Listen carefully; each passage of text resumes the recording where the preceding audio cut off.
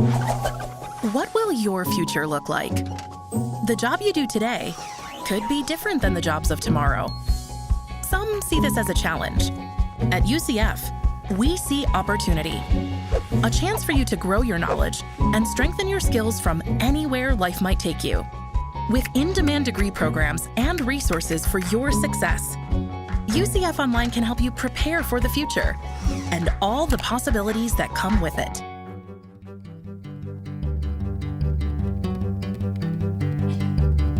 From the University of Central Florida's Center for Distributed Learning, I'm Kelvin Thompson. And I am Tom Cavanaugh. And you are listening to Topcast, the Teaching Online podcast. Hey, Tom. Hey, Kelvin. It is podcast time. It's one of my favorite times. You know what else it is? Coffee time. It's coffee time. So yeah, I mean, we get to have an interesting discussion. We get to, take a step back and think about interesting things. I get some awesome free coffee, usually from you, and I can't do my email. So. And you can't. I guess you could. I could, but it would be a boring podcast. Nobody wants that. Here's the thing: if we have been successful, Tom, you will be so engaged in what we call the collegial conversation over a shared cup of coffee that you won't be tempted to get back into your email. So should I see your eyes darting over to your email monitor, I'll know it's time to get out of here. My eyes dart over to our notes to pull back the curtain a little bit. Right. But yes, no, I am not doing email. I never have during an actual podcast. I don't think I have either. I hope not. Yeah. that would be a shame. So you have invoked the coffee reference. And I have sipped my first sip. What is in the thermos, Kelvin? So in the proverbial thermos and in each of our cups is a single origin El Salvador called El Batallon, I guess the battalion, roasted by Methodical Coffee in Greenville, South Carolina. The particular coffee varietal, we've talked about coffee varietals a little bit before, that gave rise to this coffee was actually bred in El Salvador rather recently, during the latter part of the 20th century, very late 50s up until the 80s. This coffee was bred to be of high quality, but also adaptable to diverse growing conditions, which opens up access to a wider variety of farms and growing regions. And the owners of this particular farm, Mapeche Coffee, are committed to being accountable for sustainable farming practices and to serving their community through increasing opportunities for employment and whatnot. As we've noted before, single origins like this El Salvador are much more affordable than some of the over-promoted coffee locations that we won't mention right now in this episode. So how is the coffee, and can you detect a connection? Coffee's good, thank you. I'm enjoying it. And as far as a connection goes, I'm struggling. I do know what we're talking about today and who we are talking to. That helps. It does, but it doesn't. So I'm not sure. I'm seeing now you really hit that. Can you detect a connection? That's right. And I think that may have something to do with it, but that's very on the nose and doesn't have a whole lot to do with the coffee. We have a guest today. We do have a guest today. He makes a reference to sort of a framework using some alliteration with the letter A. Yes. So that could be your A, but as far as the rest of it goes, it just sounded like a nice coffee story to me. I'm sorry. Yes. Well, I'm glad you think the story was nice, so that's good. I'll hit another yes. Hidden in the little monologue about the coffee were some A references that may show up again, like hidden Mickeys for our Disney aficionado audience members. But a couple other things that I tried to make a connection to is making a difference for people in the community through increasing opportunity. I think that's a connection. That's a theme. See that. And then I think also I thought there was a little bit of a connection between latter 20th century time periods. The varietal was bred in the latter 20th century, and the institutions and models that are referenced today are kind of late 20th century, bridging into the 21st century kind of things. Okay, I see that now. Yep. So, okay. You know, I just gotta let the scales fall from my eyes so I can see your references a little bit better. Just don't pour the coffee in your eyes. And I don't know. Just as a quick little sidebar, is bread the right word for coffee? It sounds I don't know. Animal husbandry like. Cultivated. I mean, maybe that. Yeah. I mean, there's some kind. Is there plant husbandry? I mean, I don't know. Gardening. Is there I don't know. There's cultivating.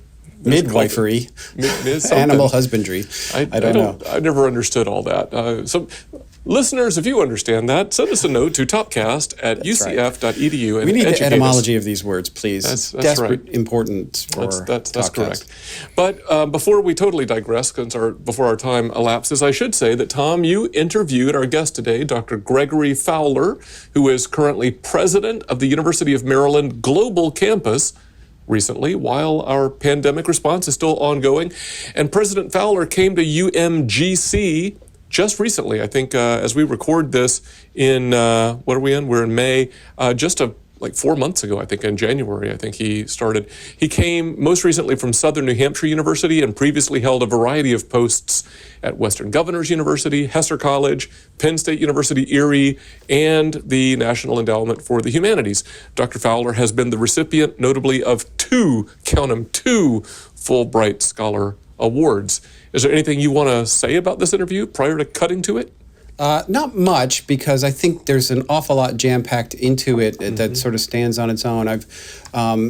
I've had the opportunity to meet Greg a little bit, and we've been sort of social media followers of each other for a long time, and it was really nice to get the opportunity to spend 20 minutes or so going a little deeper into his journey and the way he thinks about things. I just really admire his career path and the work that he's done at all of those really innovative institutions. All three of the most recent ones: Western Governors, Southern New Hampshire, and UMGC, previously UMUC. I'm just a big fan of those schools and the way they think and how they don't rest on the past, but instead sort of lean into the future. And I think you'll get a sense of that when you hear the interview with him. So maybe we should just use that as our transition. All right. Through the miracle of modern time travel technology via podcast, here is your interview with Dr. Gregory Fowler.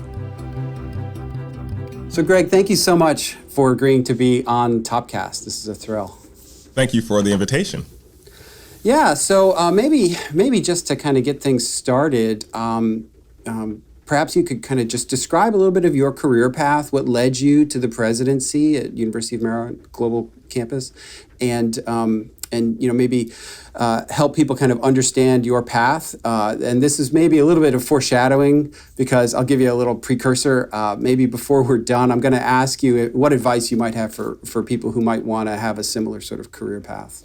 Sure, and I'll try to give a very brief version of this. I started college at Morehouse College in Atlanta, Georgia, so it's an HBCU. A school very much committed to making sure that, of course, historically, African Americans have not always had the same opportunities that others have had. And so the school has a lot of cultural pieces built into the idea of how do we support people who need support in specific ways. That's sort of inspired my life story since then. When I first left college, I came and lived here in D.C. at the time, working for the National Endowment for the Humanities, and my job at that time was as outreach specialist, where I continued that type of work. The job at that time was to help people who didn't normally get NEH grants get those grants. So I spent a lot of time on tribal reservations, dealing with various types of organizations, just trying to say there's a funding out there to help you get some of your story out there in ways that you wanted to. So after that, I moved over and taught for a number of years at one of the Penn State campuses up in Erie, Pennsylvania.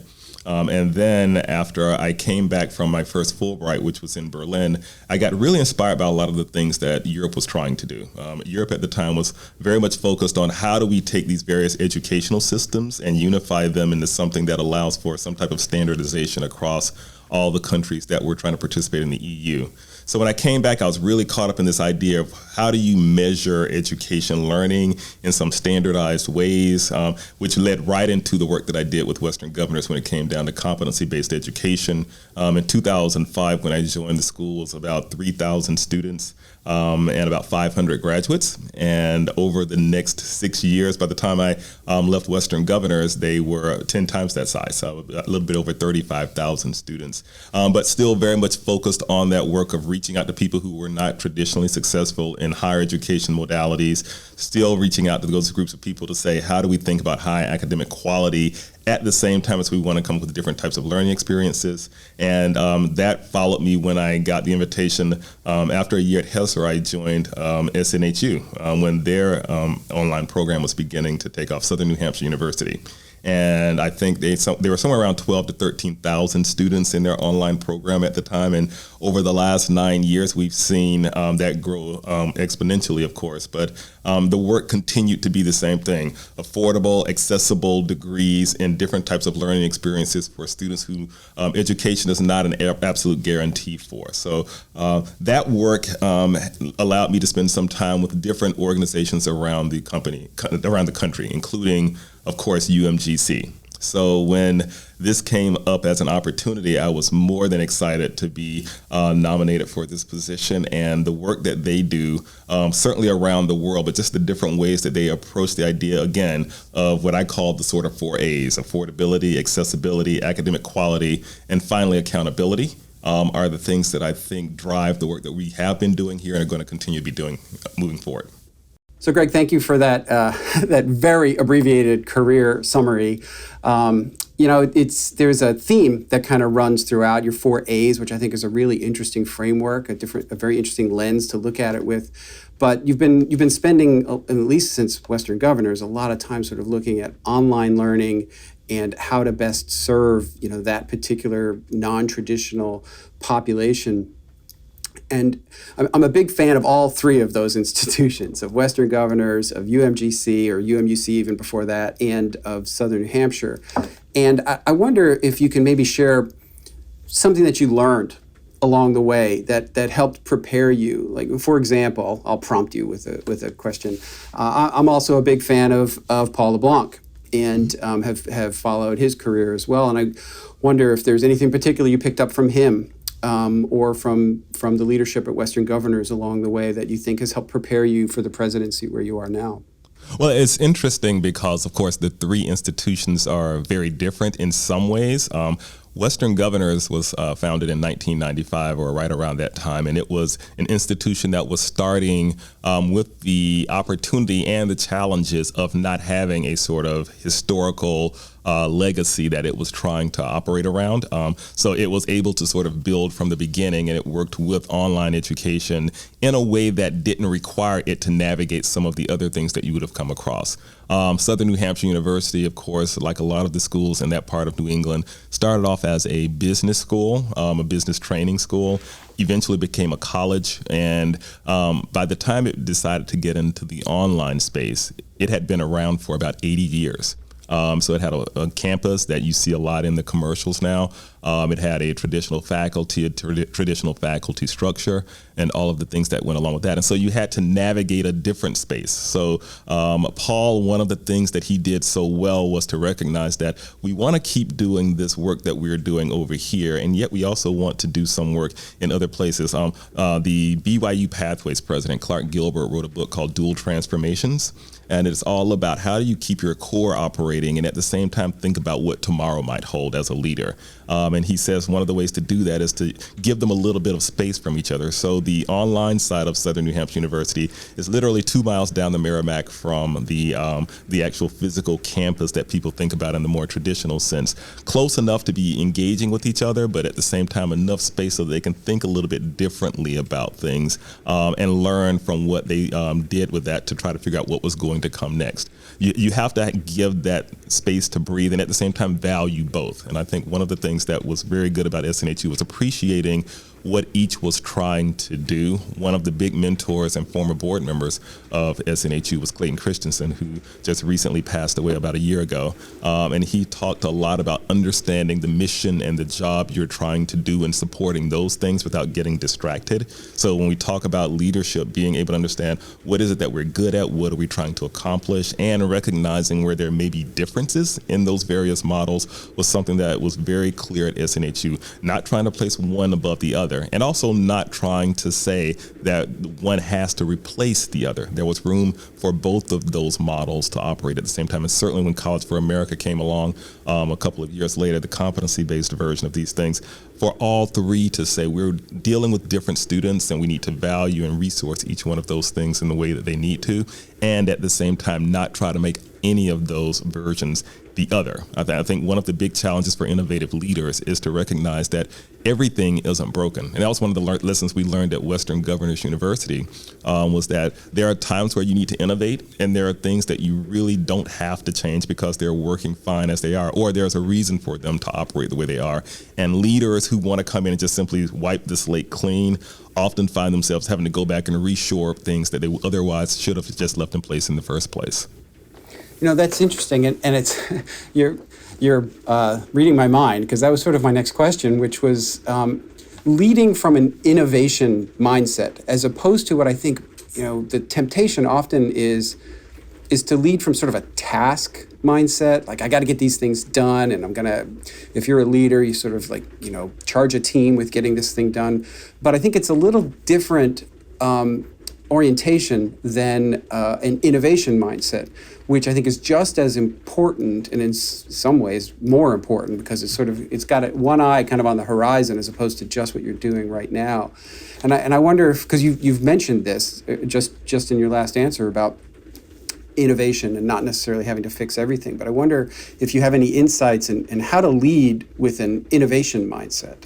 You know, Bob Johansson, we did a lot of work with Institute for the Future out in California during my years at SNHU, and he said a phrase that I think about often. He said, leaders need to provide clarity, not certainty. And understanding the distinction between them is we know what we're trying to do. We're not always necessarily sure how it's going to transpire is one of the big challenges that I think any leader has to work their way through.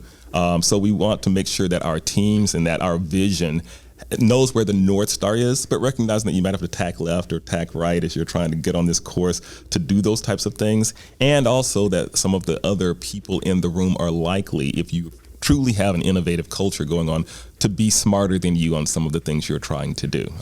A lot of this work, whether you're talking instructional design, whether you're talking content development, whether you're talking assessment, specialist learning resources, all of these things have things that, at least at SNHU, we were working around. How do we shore up each of these areas and make sure they're as strong as they can be, and that their voice is part of the conversation, and we give that voice space to be heard. All of these are things that have to go into the process of what innovation's going to be, without turning it into, I know every step along the way. Because the bottom line is, if we're innovating, there are lots of times where we have to be comfortable with failure. And how to learn from that failure, and to create the psychological safety for our teams when they're working in that space to say, we're going to learn and we're going to keep moving forward, and we're not afraid to sometimes say, we're going to step back from that.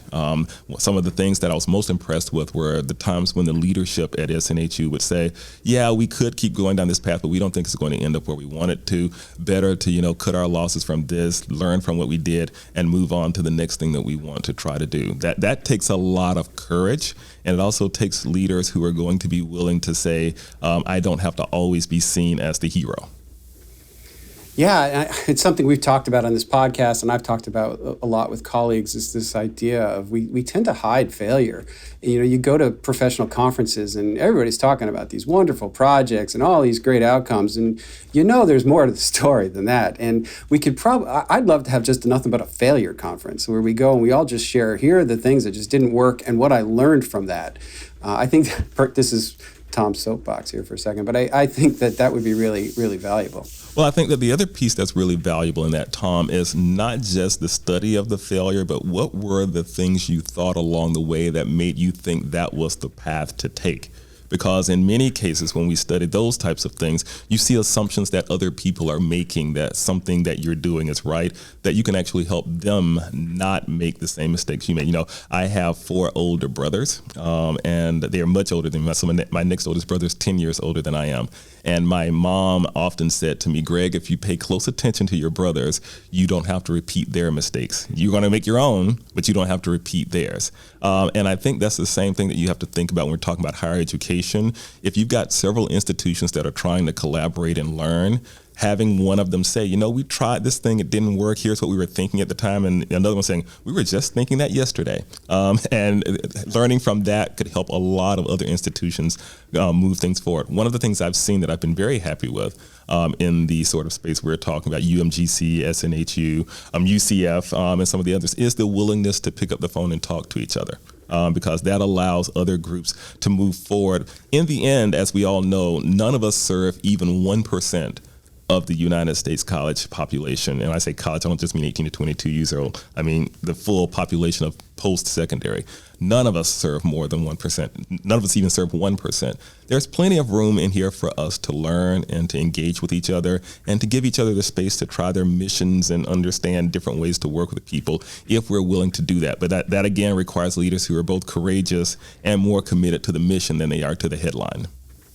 Yeah, yeah. You mentioned Clayton Christensen and Paul LeBlanc. I've been fortunate enough to be in sort of small group discussions with each of them.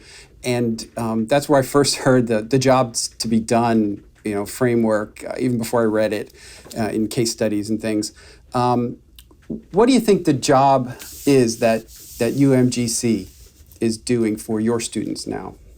So we have, one of the things that really appeals to me about UMGC is that, of course, we have our historical work that we've been doing since 1947, certainly with the military and other things. One of the first things I did when I came here was watch this documentary called Over There, which was on Maryland Public Television. And it was all about the faculty members who were traveling the globe to go teach students who were in circumstances where they couldn't sit in a classroom. So you have some of these wonderful faculty members in jungles, sometimes in fact, one of them talks about there being bomb alerts going off and they're trying to figure out how to move around in some of the places in the desert. So one of the first things that became very clear to me was that UMGC is really focused on meeting students where they are, both literally and when it comes to the work we're trying to do virtually now. So I think this is one of the big opportunities is for us to think about the different populations that we are trying to serve. So when Clayton and Paul and others talk about this, they aren't saying that there is a one size fits all. They're saying that for different groups of people, they have different purposes that they're trying to serve. For a lot of our military students who are getting out of the military, they're looking for what their next job is going to be. For a lot of the military families who are going with their spouses overseas, they're trying to make sure they continue their education. For any number of reasons, we have to be aware of all of the different types of products, and I'm going to use that word in the broadest sense here, that we are trying to put out there into the market space, these learning experiences that fit the various needs. Being clear about that and being clear about what needs to change about each of them and what can remain the same is an absolutely critical thing that we're trying to figure out how to do here at UMGC and make sure that we serve each of those populations well. So what do you think the biggest obstacles, I know you're not that long a tenure into the position yet, and it's probably not a fair question to ask, but what obstacles do you see in front of you right now in sort of, fulfilling that mission to serve those constituencies that you just described? Well, I would say that the biggest observation I'd have, I wouldn't necessarily call it an obstacle, but everyone wants to sort of fight the last battle or have the last accomplishment. And one of the first things I said when I joined this team here is I did not come to UMGC to try to replicate SNHU, nor did I go to SNHU to try to replicate what WGU was trying to do. In each of those instances, being clear on what we are trying to accomplish, who our populations are, and the ways that and the strengths that we have that can help with that are the things that I'm trying to think about. So we have more than 170 locations around the globe where we are doing teaching for various populations. There's wonderful opportunities with DEI work that I think is going to play out in this. There are wonderful opportunities in different types of learning experiences, some of which will be micro-credentials or certificates or other things. So these are the big challenges that I think are in front of us. I think what we have to be able to do is work with those things as we move forward in a different way. than we were for the things that we saw before. So there was a period in the early 2000 teens when it made a lot of sense to try to grow exponentially with certain types of strategies. I think now those strategies will have changed. We are about to come out of a pandemic. A pandemic in which all of the 4,000 schools, many of which were not even thinking about online education, have at least had some exposure to it. And you've got a whole lot of leadership out there trying to figure out what comes next. So for us, trying to make sure we, again, stay focused on what we are trying to do. Don't try to play keeping up with the Joneses. Try to do the work that we do well. These are some of the big challenges. I think the other big one is always going to be any place you go, you've got to make sure you work on the culture. And continue the culture of letting people try things that are new, celebrating their successes, but also, again, creating that space where if they don't succeed at something, they feel okay about about being able to admit that and move forward. So I warned you, I was going to ask you to offer some advice to maybe some people who might be a little earlier in their career, who might aspire to a college presidency. What would you tell them? How would you encourage? What suggestions would you provide? So one of the biggest lessons, I think, and it sounds relatively obvious, but it's not, I think, for most leaders, is that you don't have to be good at everything. And that the best leaders do two things. One, they make other leaders. They help other people to, aspire and get to the level that they need to. But they also surround themselves with people who shore up those areas that they are not necessarily the strongest in.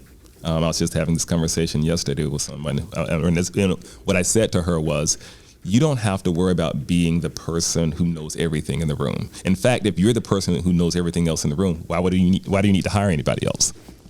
So how do we surround ourselves with people who are going to help us do those things that we don't necessarily do well? And how do we maintain our humility to recognize that we don't do those things well? So the first step's hiring. The second step is trusting them and allowing them the space to grow in the areas that they need to. That's a very hard thing for many leaders to do. So if you're going to be a college president, I think, at least for me, I take great comfort in the fact that when I'm in a room with the people who are around me, I have faith that they know what they're doing. And that allows me to do what I do best so that they can also do what they do best. That's great. I have so many more questions. If we only had more time, maybe, I know you're a busy guy, you're a college president, but if the opportunity presents itself, I'd love to continue this at another time, because I think that there's so much more that we could talk about. Oh, absolutely. And of course, check back in with me in 6 months and I guarantee you I'll have learned something new. That's the nature of the game.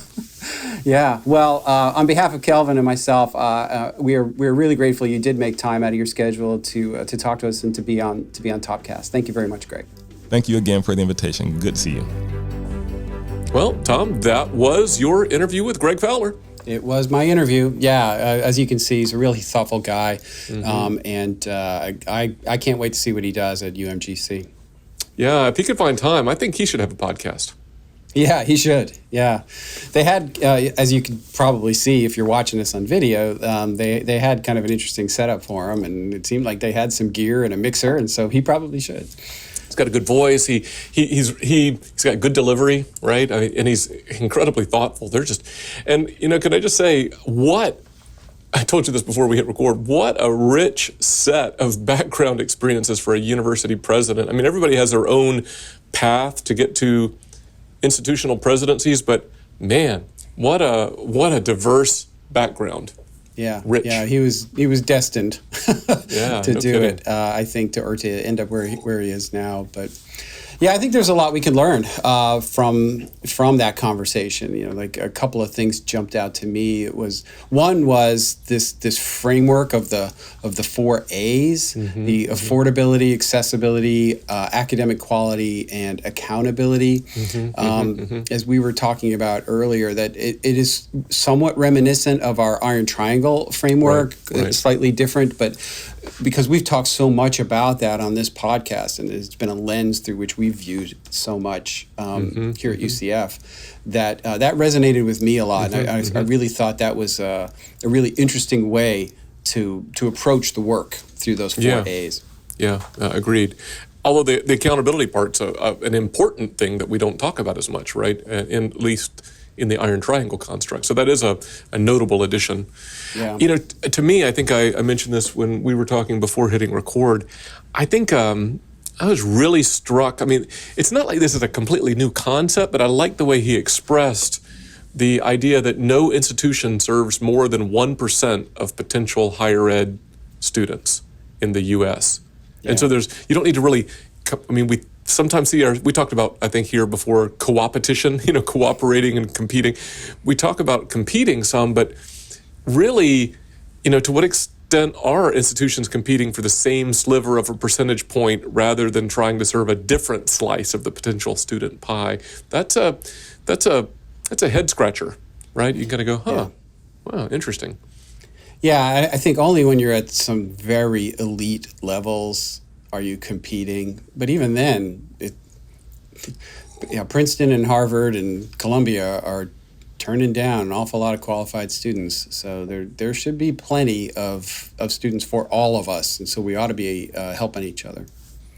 Yeah, and even too within an institution, like, he gave the SNHU example of kind of their three, at least the last time I was there anyway, kind of three distinct emphases, like the campus environment, what I think they call now also the global environment, and then the College for America CBE program, how they're all distinct, but you don't need to arm wrestle over them. They can be distinct on their own and live alongside each other. I think that's just a helpful and healthy perspective that I heard again and again in what he said.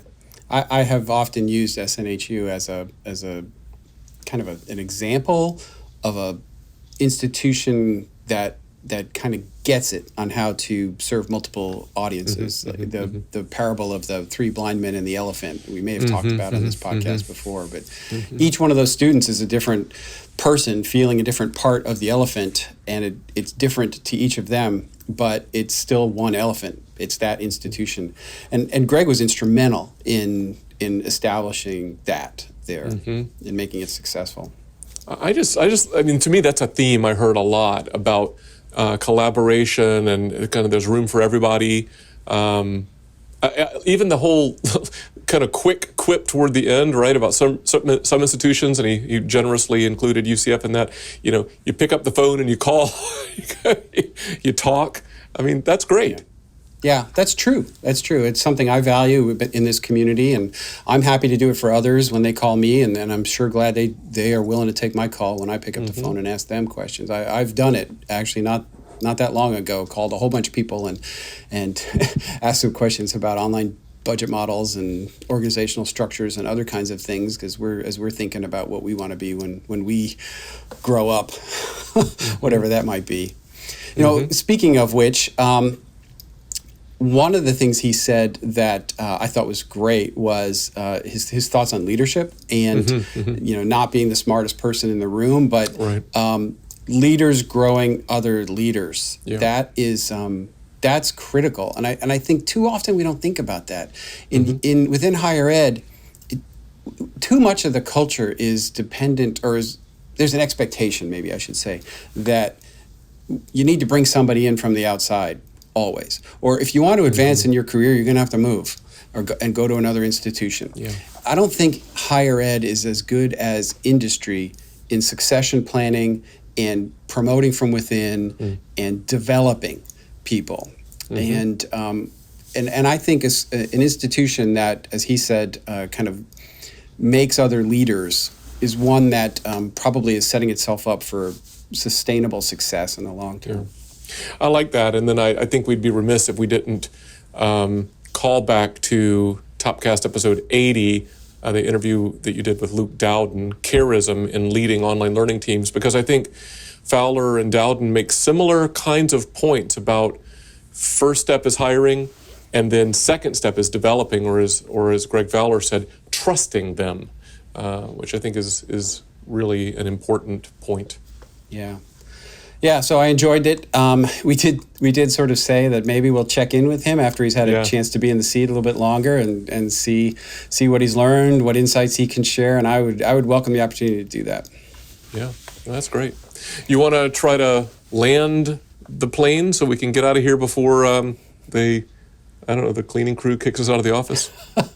Sure. So framing our institutional missions and the place of online learning within those missions as jobs to be done, Christensen's jobs to be done, with Greg, which Greg talked about, within an iron triangle type of framework, helps us all serve the greater good and create opportunities through education. Wow. What's in this coffee, Kelvin? You want to do that one again? No. No. As Topcast listeners will know, you get us in all of our awards. You just had that look like, yeah, I want to do that one again. But okay, I like the iron triangle. I think we ought to start using that. The iron triangle. The iron triangle. There you go. That's it. All right, and on that note, until next time, for Topcast, I'm Kelvin. And I'm Tom. See ya.